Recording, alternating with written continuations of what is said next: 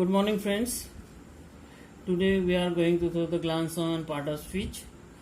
Part of speech basic grammar है और हर एक सेंटेंस में यहाँ पार्ट ऑफ स्पीच आएगा ही आएगा. बिना पार्ट ऑफ स्पीच के आप कोई भी सेंटेंस कंस्ट्रक्ट नहीं कर सकते, क्योंकि आपका सेंटेंस जो बनता है वो मीनिंगफुल सेंटेंस को कहा ही जाता है कि मीनिंगफुल बंच ऑफ वर्ड्स बने मीनिंगफुल बंच ऑफ लेटर्स है, लेकिन सेंटेंस बना meaningful bunch of words.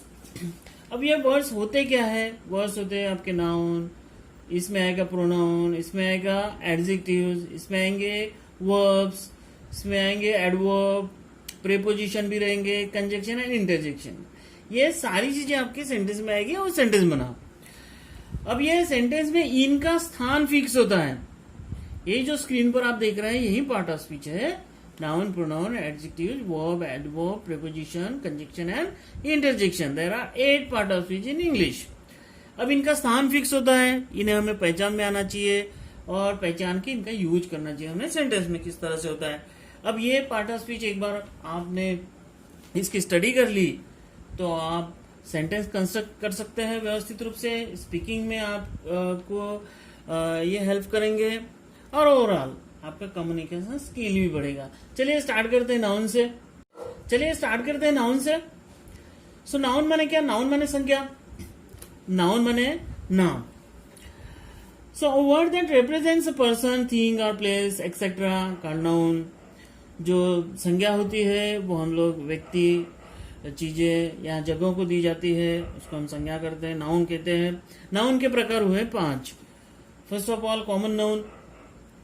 Common noun क्या है कि common noun represents class of groups, जैसे कि बॉय, जैसे कि गर्ल, जैसे कि कंट्री, जैसे कि स्कूल, जैसे कि रिवर, जैसे कि टीम है ना, Indian cricket team, Australian cricket team. अब बॉय बोलते हैं तो महेश के लिए भी बॉय शब्द लागू होता है, सुरेश के लिए भी लागू होता है, धवल के लिए भी लागू होता है और भूषण के लिए भी लागू होता है. सो बॉय कॉमन हुआ. वही बात गर्ल्स की है, मैंने उनके विशिष्ट जाति के लिए वो जातिवाचक शब्द हम लोगों ने दिया है, इसको क्लास ऑफ ग्रुप्स कहा गया है. उसी प्रकार से वैनगंगा रिवर है, उसी प्रकार से गंगा जी रिवर है, यमुना जी रिवर है, ब्रह्मपुत्रा रिवर है, ये सभी को रिवर कहा हमने. So this nouns represents class of groups. लेकिन हम जब विशिष्ट पहचान के लिए जो हम लोग नाम देते हैं तो उनको कहा जाता है प्रॉपर नाउन. अब name of person, creature, places और थिंग, उनकी स्पेशल आइडेंटिटी के लिए. अब बॉय सभी के लिए लागू हुआ. अब बॉय सभी के लिए लागू हुआ, लेकिन महेश कहा गया तो महेश ही सामने आएगा हमारे. राधा की पहचान के लिए हमने राधा दिया, वो भी गर्ल है ना. कंट्री तो है इंडिया, पाकिस्तान, श्रीलंका, लेकिन जब इंडिया बोलते हैं तो स्पेसिफिक हमने इंडिया को नाम दिया, पाकिस्तान को नाम दिया.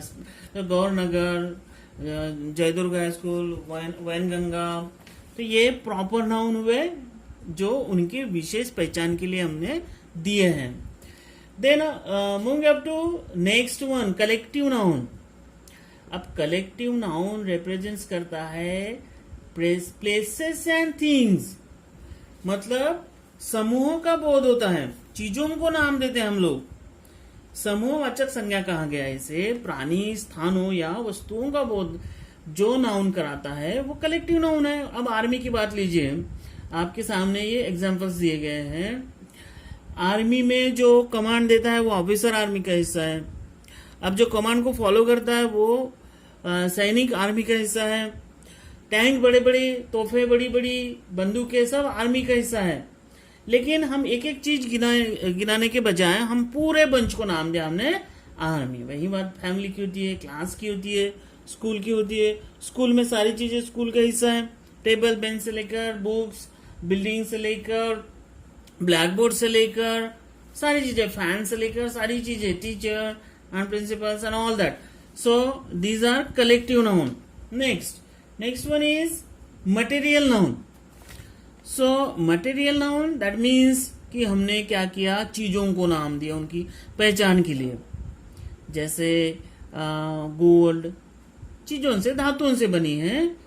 सिल्वर, डस्टर, पेन, बुक, ये सारे मटेरियल नाउन है, पदार्थवाचक नाम. Noun that represents name of material. Called material noun. And the last one ये है एब्स्ट्रैक्ट नाउन, माने भाव दर्शाने वाले नाम। अब ये भाव दर्शाने वाले नाम होंगे कि जिनको हम लोग टच नहीं कर सकते, जिनको सुन नहीं सकते, स्मेल नहीं प्राप्त कर सकते, जिनका स्वाद हम नहीं ले सकते हैं। So we can't see, touch, hear, smell, taste these nouns. Those are मतलब चीजें नहीं होती है जिनमें, जो चीजों से नहीं बनते हैं, जो धातु से नहीं बनते हैं। And we can't see, touch, hear, smell, taste them. किसी भी चीज को दिया गया एक नाम, ऐसी चीज को जिस चीज को हम देख या छू नहीं सकते, ऐसे जो भाव दर्शाने वाले नाम होते हैं। जैसे देखिए ऑनेस्टी, ईमानदारी, लव, प्रेम, हेट, द्वेष, इनको ना तो देखा जाता है, महसूस किया जाता है ना। तो ये जो महसूस किए जाने वाले नाम होते हैं या शब्द होते हैं, उनको हमने एब्स्ट्रैक्ट नाउन कहा है, भाव दर्शाने वाले नाम। Bad, nice, beautiful, tall, small. तो ये 5 नाउन हो गए हैं। First of all common noun, एक बंच होता है जो रेफरेंस करता है ग्रुप को, है ना। प्रॉपर नाउन उनकी खास पहचान के लिए हम लोग देते हैं नाम। और कलेक्टिव एक कलेक्शन होता है जिसको एक ही नाम दिया जाता है, जैसे आर्मी, फैमिली एक्सेट्रा। मटेरियल चीजों को दिए जाने वाले नाम है। और एब्स्ट्रैक्ट नाउन मतलब भाव दर्शाने वाले नाम होते हैं। तो ये 5 नाउन हुए। Next, okay, moving up to next part of pronoun. Pronoun माने सर्वनाम, पे नाम की जगह आने वाले शब्द को सर्वनाम कहा जाता है। Word which comes for noun instead of noun is called pronoun. यानी सेंटेंस में देखिए आप कि रमेश इज माई क्लासमेट, फिर से रमेश आया कि Ramesh is my best friend. अब फिर से रमेश को दोबारा लेने के बजाय हम लोग लिख रहे हैं, उसकी जगह ही ले रहे हैं, क्योंकि Ramesh is my classmate, he is my best friend. तो नाम को फिर से लिखने के बजाय हमने ही और शी और इट इन शब्दों का इस्तेमाल करते हैं, उनको सर्वनाम कहा जाता है। प्रथम पुरुष, द्वितीय पुरुष और षष्ठी, यानी इनके भी प्रकार हैं। पर्सनल प्रोनाउन, इसमें देखिए आपके स्क्रीन के ऊपर एक चार्ट आ रहा है। First person singular, first person singular subjective case दिख रहा है, ऑब्जेक्टिव केस दिख रहा है और पॉसेसिव केस दिख रहा है। सब्जेक्टिव केस मतलब प्रथम विभक्ति, ऑब्जेक्टिव केस को द्वितीय विभक्ति कहा जाता है और पॉसेसिव केस को षष्ठी कहा जाता है। प्रथम पुरुष एक वचन आई है, फर्स्ट पर्सन सिंगुलर आई। सब्जेक्टिव केस में सब्जेक्ट के तौर पर हम इनको इस्तेमाल करते हैं, इसलिए सब्जेक्टिव केस कहा गया है। और ऑब्जेक्ट के तौर पर इनको इस्तेमाल करते हैं, इसलिए ऑब्जेक्टिव केस भी कहा गया है। क्योंकि ये एक्टिव पैसिव करते समय हम लोगों को पैसिव वॉइस में हम लोग ऑब्जेक्टिव केस उस सब्जेक्ट का इस्तेमाल करते हैं। तो देखिए first person singular, subjective case में आए है, प्रथम पुरुष एक वचन, तो ऑब्जेक्टिव केस में वो मी हो गया, पॉसेसिव केस में वो माई या माइन हो गया। माइन और माइन का भी इस्तेमाल अलग अलग तरीके से किया जाता है, वो एग्जांपल्स लेकर हम लोग उसकी स्टडी करेंगे। देखिए सेकंड, फर्स्ट पर्सन प्लूरल। अब ये ऊपर में एक वचन आया है, उसका बहुवचन हो गया वी, वी माने हम, और फिर उसका अस हो गया ऑब्जेक्टिव केस में, और या अस षष्ठी में हो गया। अब सेकेंड पर्सन आपका एक वचन के लिए भी यू है, बहुवचन के लिए भी यू है। ऑब्जेक्टिव केस उसकी यूर है और पॉसेसिव केस उसकी यूएस है। अब देखिए third person singular, third person singular यानी तृतीय पुरुष सर्वनाम। तृतीय पुरुष सर्वनाम ही, सी, इट यानी वह होता है। पुरुषवाचक सर्वनाम ही है, स्त्रीवाचक सर्वनाम शी है। तो ही हिम हुआ, इधर हीज हुआ, शी हर हुआ, इधर हर्स हुआ। और ये तीनों का एक वचन का बहुवचन आपके सामने आएगा, वो हो गया दे, यानी third person plural. They, them, their, theirs. अब जैसे हमने कहा था कि पॉसेसिव केस में इनका इस्तेमाल इस प्रकार से कैसे होता है, ये देखिए एक सेंटेंस लेकर इसको थोड़ा सा स्टडी करते हैं हम लोग। जैसे हमने कहा कि कौन उस चीज का मालिक है, इसके ऊपर आप सेंटेंस में आपका जो सर्वनाम है वो उसका फिक्सेशन होगा या उसका स्थान होगा। जैसे यह मेरा पेन है, जब मैं ये बोलता हूं तो दिस इज माई पेन, मैंने कहा यह मेरा, यहां के साथ मेरा जब लगा तो दिस इज माई पेन। लेकिन जब मैं बोलता हूं कि यह पेन मेरा है, यहां पेन मेरा, यहां हाईलाइट क्या हुआ, पेन हाईलाइट हुआ, तो हमने कहा this pen is mine. My और माइन में देखिए difference, this is my pen, यह मेरा पेन है, and this pen is mine, यह पेन मेरा है। तो फर्क हुआ, दिस इज माई पेन और दिस पेन इज माइन। और एक उदाहरण देख लेते हैं हम लोग।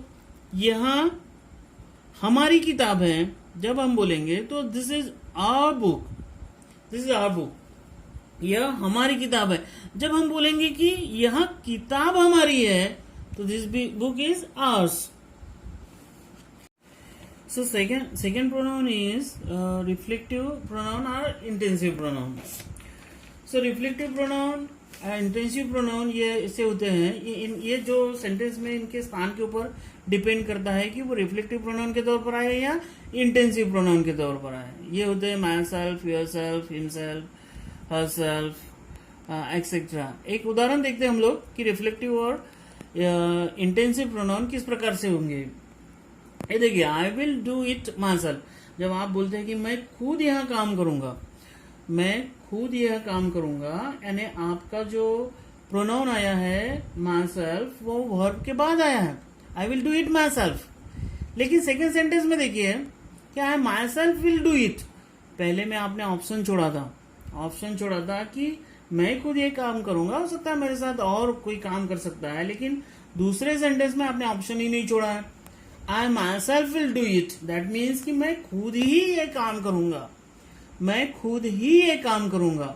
तो सब्जेक्ट के तुरंत बाद आपका क्या आएगा, प्रोनाउन आया है। तो ये रिफ्लेक्ट करता है, किसको रिफ्लेक्ट करता है, ये इंटेंस करता है। पहला रिफ्लेक्ट करता है, रिफ्लेक्ट किसको किया, वर्ब को किया उसने रिफ्लेक्ट, है ना। वो आया किसके लिए है, आई के लिए आया, तो वर्ब को रिफ्लेक्ट किया। लेकिन सेकंड में देखो उसने इंटेंस किया, मतलब जोर देकर कहा है कि I myself will do it. इसका मतलब मैं खुद ही ये काम करूंगा, मैं खुद यह काम करूंगा और मैं खुद ही ये काम करूंगा, इसमें फर्क है। सो पहले में वर्ब के बाद आया आपका प्रोनाउन, जो आई को फिर से रिफ्लेक्ट किया है इसने, और दूसरे में आई को इंटेंस किया लेकिन तुरंत बाद आया है। चलिए फिर आगे बढ़ते हैं। ये है थर्ड नंबर प्रोनाउन आपका है इनडेफिनेट प्रोनाउन। इनडेफिनेट प्रोनाउन में आपके ऑल आए, बोथ आए, फ्यू आए, इसके बाद आपके आए एवरीवन, मेनी, नॉन एक्सेट्रा। ये इसमें गलती से ईच आ गया है। तो all, both, each, few, everyone, many, non etcetera, इस प्रकार से के आपके प्रोनाउन है। ये सेंटेंस देखते हैं। Ram, Shyam, Ramesh are nice boys, but Ram, Shyam, Ramesh are nice boys. तीनों का नाम यदि हमको नहीं लेना है तो तीनों के लिए हम लोग एक ही प्रोनाउन यूज करते हैं, वो है all. All are nice boys. दूसरा एक सेंटेंस देखते हैं। अब ऑल आया किनके जगह पे आया, नाउन की जगह पे आया, राम, श्याम और रमेश के लिए आया। Ajay is my brother and Rajesh is my brother. Ajay is my brother and Rajesh is my brother. अब अजय और राजेश, अजय या फिर राजेश का फिर से नाम नहीं लेना है हमको, एक ही बार लेना है। तो हम क्या करेंगे, दोनों के लिए बोथ शब्द का इस्तेमाल करेंगे, प्रोनाउन का इस्तेमाल।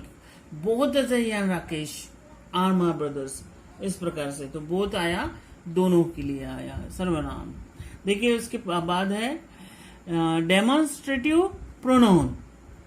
डेमोन्स्ट्रेटिव प्रोनाउन आएंगे आपके है दिस, दैट, दीज, दोज, इनका भी इस्तेमाल आपको करना आएगा। एक एग्जांपल देखते हैं कि these nouns point out nouns, these pronouns actually point out nouns. जैसे this is my pen, this is my pen. This ने पॉइंट आउट किसको किया, कि पेन को पॉइंट आउट किया, नाउन को पॉइंट आउट किया। दीज आर पीपल, अब यहां फिर से नाउन को पॉइंट आउट किया, यानी पीपल नाउन है, उसको पॉइंट आउट करने के लिए ये प्रोनाउन आया है। तो दीज, धीस, दैट, दोज, ये सब प्रोनाउन आते हैं जो नाउन को पॉइंट आउट करते हैं, इसलिए इनको डेमोन्स्ट्रेटिव प्रोनाउन कहा जाता है। चलिए आगे बढ़ते हैं। ये लास्ट प्रोनाउन होगा आपका, ये होगा इंट्रोगेटिव प्रोनाउन, यानी प्रश्नार्थक दर्शक सर्वनाम। तो इसमें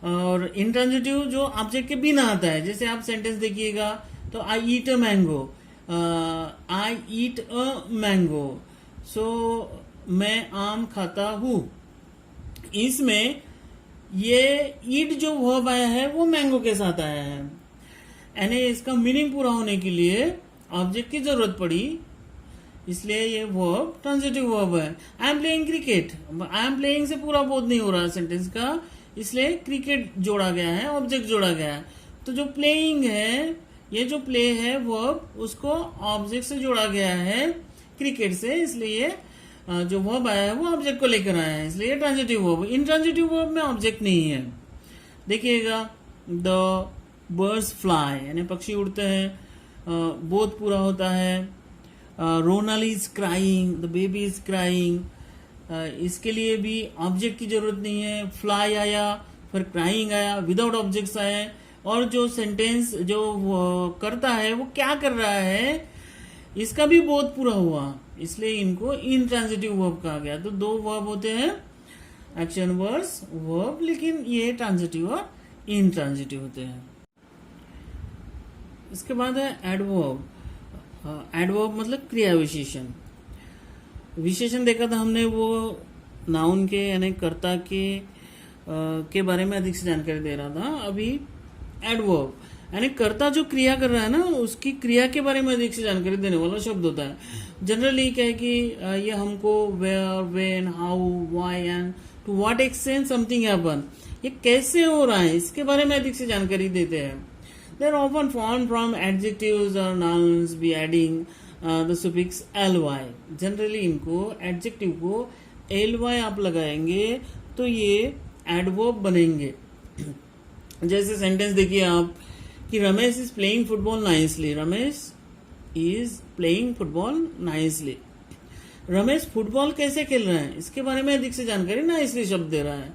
फिर से हमने उस नाइस को क्या किया, एडजेक्टिव को ly लगाया और ये एडवर्ब बना। He is completing his homework fastly, fastly, late. Sarpanch is doing his job seriously, so sarpanch अपना काम पूरी गंभीरता से कर रहे हैं। तो ये कर्ता अपना काम कैसे कर रहा है। Sachin is stroking the ball nicely, he is completing his century fastly. इस प्रकार के जो सेंटेंस आपको अपना वर्ड आपको मिलते हैं उनको एडवर्ब कहा जाता है, क्रिया विशेषण। Moving up to next preposition. अब देखिए इनको शब्द योगी अव्यय कहा गया। शब्द योगी यानी इनका इंपॉर्टेंस देखिए आप, जिसे अभी देख लेते हैं कि the word which comes after noun and pronoun and indicate relation with other word called preposition.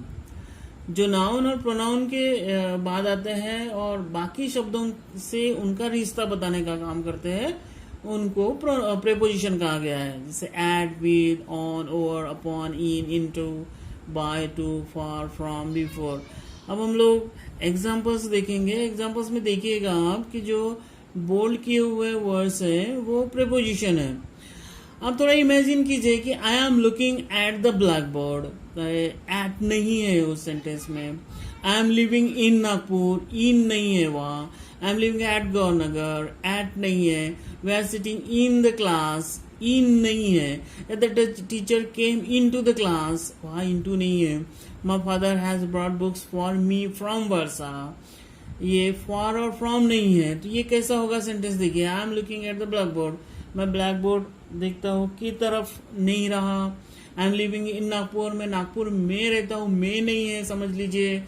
I am living गौरनगर, उसमें गौरनगर में रहता हूँ। ये देखिए इन मतलब बड़े शहरों के लिए आया है और एट जो आया है वो छोटे कस्बे के लिए आया है। We are sitting in the class, उसी प्रकार से जो हम लोग क्लास के अंदर है पहले से ही मौजूद है तो इन का उपयोग किया गया है। इन माने अंदर और इनटू माने भी अंदर।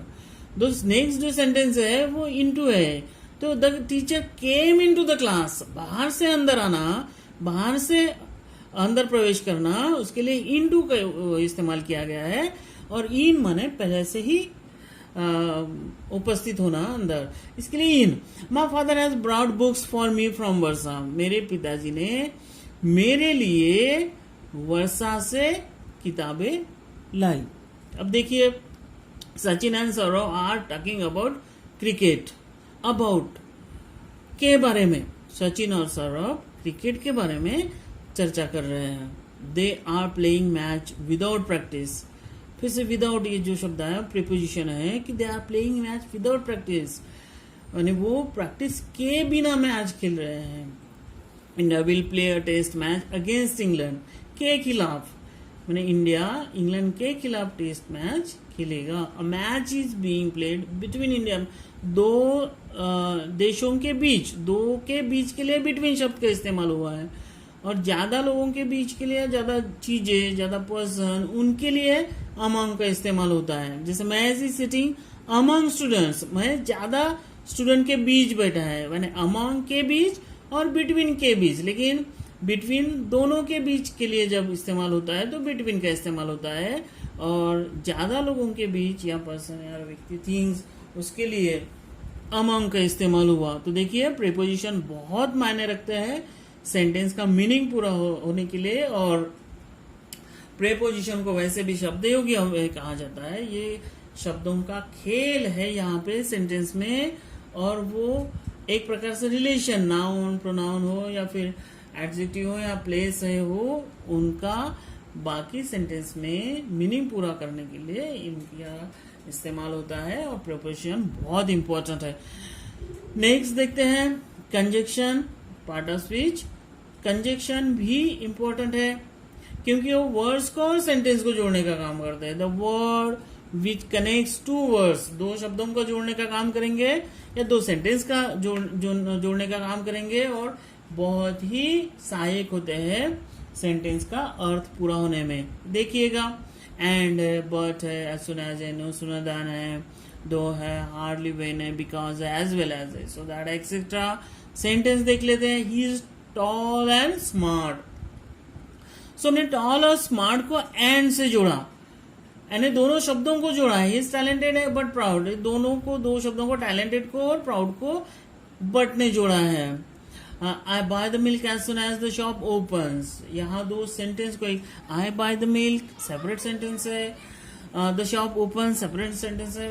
एज सुन एज, जैसे ही दुकान खुली मैंने दूध खरीदी कर लिया, इस प्रकार का सेंटेंस, दो सेंटेंस को जोड़ा इसमें हमने एज सुन एज से। उसी प्रकार से hardly had the shop opens when I buy the milk, उसी सेंटेंस को हमने हार्डली हैड में लिया है, फिर से नो सुनर में लिया है। India lose the match because Sachin didn't play well, यहाँ क्लॉज को जोड़ा हमने, एक क्लॉज दूसरे के ऊपर डिपेंड करता है, बिकॉज से जोड़ा हमने।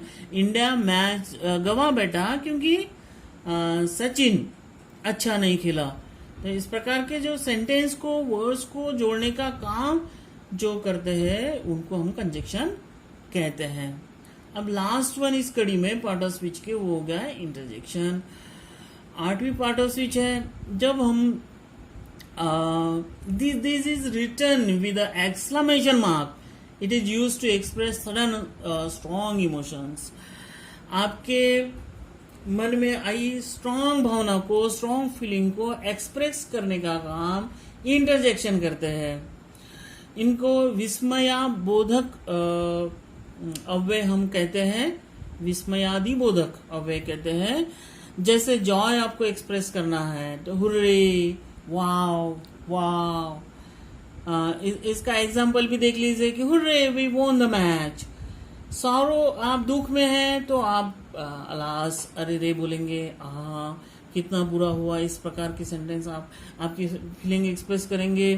तो इट हर्ट्स, कितना दर्द हो रहा है, इस प्रकार के। जैसे सरप्राइज होते हैं आप, what, wow, wow, what a pleasant surprise. So आपने सरप्राइज यानी आश्चर्य हुआ आपको बहुत ज्यादा, तो आप इस प्रकार के सेंटेंस इस्तेमाल करते हैं। ग्रीटिंग करना है, hello, hi, look, listen. So what are you saying, ये आपके इंटरजेक्शन हुए।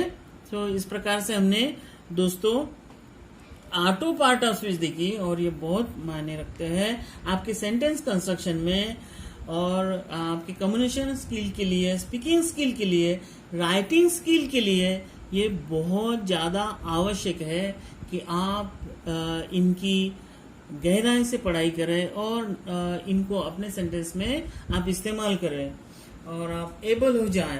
तो आपने ये वीडियो पूरा देखा और आप इस चैनल को सब्सक्राइब करना ना भूलिएगा और वीडियो आपको पसंद आया तो आप लाइक भी कीजिएगा। Thank you.